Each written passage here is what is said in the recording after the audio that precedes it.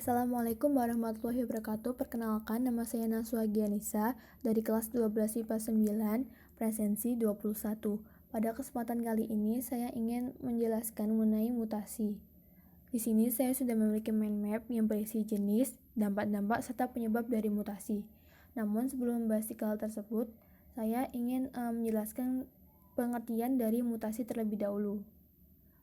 Mutasi itu merupakan perubahan materi genetik DNA yang dapat diwariskan secara genetik kepada keturunannya. Nah, perubahan susunan genetik ini tuh yang menyebabkan terjadinya perubahan gen, sehingga pada akhirnya akan terjadi perubahan alel dan fenotip dari makhluk hidup. Dalam mutasi itu ada istilah mutan. Apa sih itu mutan? Mutan itu organisme yang mengalami mutasi dan memperlihatkan fenotip baru hasil mutasi tersebut.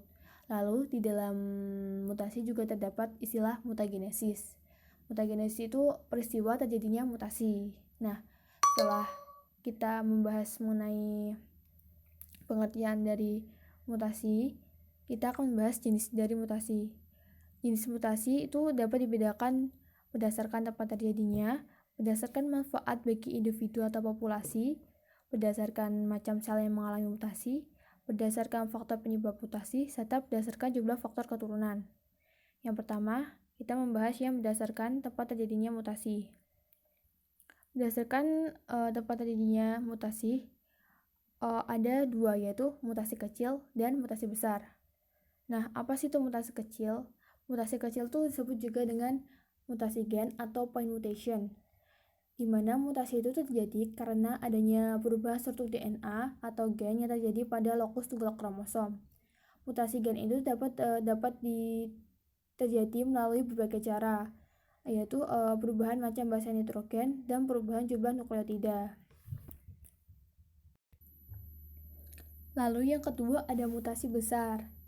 Mutasi besar itu disebut juga dengan mutasi kromosom, gross mutation, atau abrasi.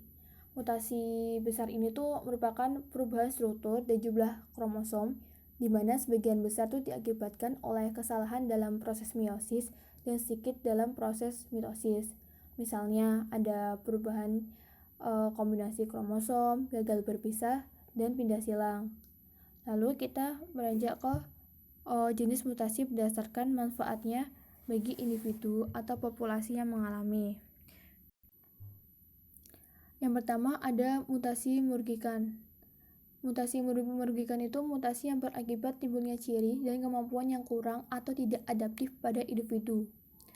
Kalau mutasi yang menguntungkan, itu tuh mutasi yang berakibat timbulnya ciri dan kemampuan yang semakin adaptif pada individu atau populasi. Nah, di antara kedua mutasi tersebut yang paling banyak terjadi itu merupakan mutasi yang merugikan.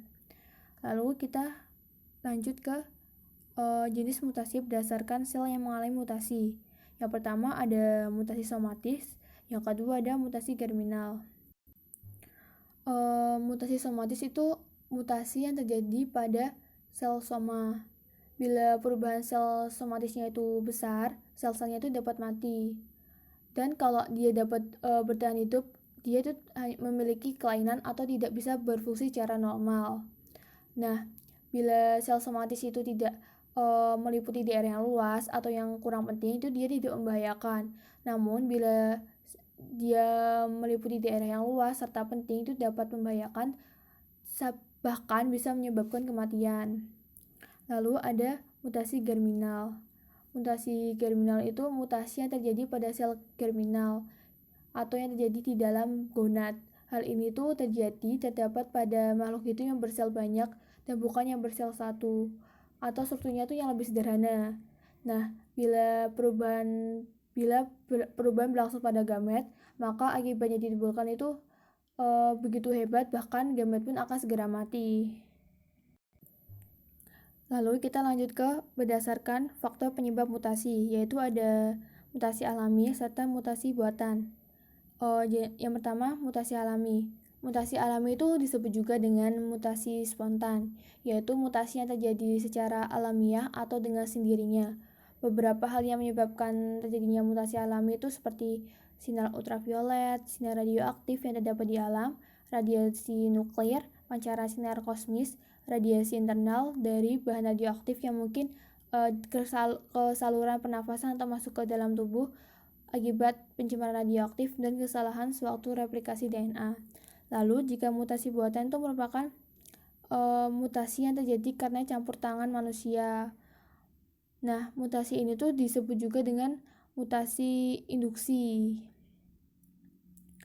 Nah, proses perubahan gen atau kromosom itu sengaja dibuat manusia melalui perlakuan radiasi oleh sinar, misalnya sinar X atau sinar ronsen, sinar ultraviolet, neutron, sinar alfa, sinar beta, atau zat-zat kimia seperti kafein, kolkisin, gas metana, formaldehida, pengawet makanan. Nah, biasanya tuh tujuan dari mutasi buatan itu untuk menguntungkan manusia. Lalu kita lanjut ke berdasarkan jumlah faktor keturunan, yaitu ada mutasi mikro serta mutasi makro. Mutasi mikro itu mutasi yang terjadi atas satu atau sekelompok kecil faktor keturunan. Mutasi mikro itu disebut juga dengan mutasi bertahap. Sedangkan mutasi makro itu tuh disebut juga dengan mutasi lompatan, di mana mutasi makro itu merupakan mutasi itu yang terjadi atas jumlah besar atau mungkin seluruh faktor keturunan.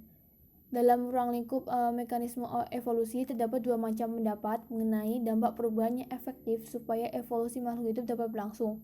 Pendapat yang pertama itu mengatakan bahwa penyebab variasi atau penyebab perubahan yang lebih efektif adalah perubahan bertahap.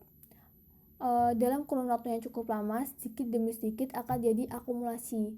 Demikian banyak variasi yang mengarah pada timbulnya kelompok-kelompok baru, di mana ini ditinjau dari sudut tinjauan tingkat takson tertentu yang mungkin sudah berbeda dengan sebelumnya. Nah, dalam hubungan ini dikatakan bahwa mutasi lompatan.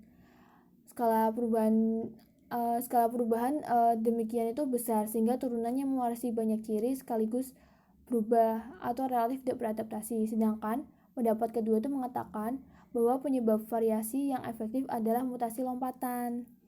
Nah, dikatakan bahwa yang terjadi karena mutasi bertahap tidak dapat mengarah kepada terbentuknya spesies baru. Nah, dari dua pendapat ini tuh yang paling banyak dianut adalah pendapat yang pertama. Setelah kita membahas jenis-jenis dari mutasi, kita beralih ke faktor-faktor penyebab atau penyebab dari mutasi. Yang pertama ada faktor fisika, yang kedua ada faktor kimia, yang ketiga ada faktor biologi. Kita membahas yang faktor fisika terlebih dahulu. Jadi faktor-faktor penyebab mutasi kan sudah dijelaskan tadi disebut dengan mutagen. Nah, mutagen fisika atau faktor-faktor penyebab dari faktor fisika itu bahan fisika, di mana diantaranya ada sinar ultraviolet, sinar kosmis, unsur radioaktif seperti uranium, radium, dan thorium. Dan radio isotop seperti sinar alfa, beta, gamma, dan suhu tinggi. Lalu faktor kimia atau mutagen kimia itu bahan kimia yang termasuk dalam mutagen itu seperti kolkisin, pestisida, nikotin, metanol, gas metana, kafein, digitonim, formaldehida, asam nitrit, hidroksil amino, etil metasulfat, etil etan sulfanoat, dan hidrogen peroksida. Yang ketiga, faktor biologi. Faktor biologi itu atau mutagen biologi, bahan biologi yang termasuk mutagen itu ada seperti virus dan bakteri. Sekarang kita beranjak ke dampak negatif dari mutasi. Yang pertama, kelainan pada jumlah dan susunan kromosom dapat menyebabkan sindrom Down, sindrom Klinefelter, sindrom Turner, sindrom Edwards-Jacobs, serta sindrom Patau dan Cri-du-Chat. Lalu yang kedua, menimbulkan penyakit berbahaya, menimbulkan cacat serta bersifat resesif dan letal. Yang pertama kita membahas yang poin pertama dulu. Apa sih itu sindrom Down? Apa sih sindrom? Jadi sindrom Down itu sindrom yang memiliki ciri-ciri mulut sering terbuka, wajah lebar bulat, IQ rendah yang kurang lebih itu 80, badan pendek, gerak lamban, dan rata-rata berumur pendek. Lalu sindrom Klinefelter. Sindrom Klinefelter itu kelainannya disebabkan oleh kelebihan kromosom X pada laki-laki. Nah, oleh karena itu tuh pada penderita Klinefelter kromosomnya menjadi XXY. Salah satu ciri fisik yang terlihat pada penderita sindrom ini yaitu payudara yang membesar. Selain sindrom Klinefelter, kelainan yang dapat disebabkan oleh mutasi gen yang tidak sempurna itu adalah sindrom Patau. Lalu beranjak ke sindrom Turner. Sindrom Turner itu merupakan kelainan genetik pada perempuan karena kekurangan satu kromosom X. Biasanya tuh kan perempuan memiliki kromosom seks XX yang berjumlah 46 buah. Tapi pada penderita sindrom Turner ini kromosomnya menjadi XO dan hanya berjumlah 45 buah. Biasanya penderita sindrom Turner ini juga mengalami infertil. Lalu ada sindrom Edwards. Sindrom Edwards itu juga merupakan kelainan pada kromosom, di mana kromosom yang mengalami kelainan pada sindrom Edwards itu kromosom nomor 18. Salah satu ciri bayi yang mengalami sindrom Edwards itu jarinya yang tumpang tindih dengan kondisi telapak tangan yang menggenggam. Lalu ada sindrom Patau. Sindrom Patau itu disebut juga dengan trisomi 13. Pada penderita sindrom Patau itu terdapat 3 salinan kromosom dan mengalami kelainan pada kromosom ke-13. Selain itu, sindrom Patau merupakan kondisi genetik sehingga penyakit ini tuh hanya bisa diwariskan berdasarkan garis keturunan saja. Lalu ada sindrom Jacobs. Sindrom Jacobs ini tuh diderita oleh pria. Sindrom Jacobs terjadi karena ada satu tambahan kromosom Y pada pria sehingga tuh kromosomnya menjadi XYY. Meskipun menyebabkan kelainan genetik, sindrom ini tuh tidak dapat diwariskan turun-menurun. Lalu yang terakhir ada sindrom Triduchat. Di sini tuh sindrom ini tuh merupakan kondisi hilangnya atau penghapusan kromosom nomor 5. Nah, sindrom ini tuh merupakan kondisi yang sangat langka. Namun salah satu sindrom yang paling umum disebabkan oleh adanya penghapusan kromosom. Lalu yang kedua, kita membahas poin yang kedua, menimbulkan penyakit yang berbahaya, menimbulkan cacat serta bersifat resesif dan letal. Nah, hal ini itu disebabkan oleh radiasi dari bom nuklir dan sinar radioaktif. Lalu kita beranjak ke dampak positif dari mutasi. Yang pertama, ada berperan dalam meningkatkan hasil panen produksi. Yang kedua, dapat menambah keanekaragaman.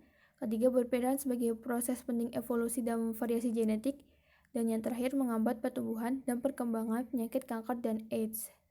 Nah, sekian dari penjelasan atau presentasi saya dari mind map yang saya buat. Bila ada salah atau kurangnya saya mohon maaf. Terima kasih. Wassalamualaikum warahmatullahi wabarakatuh.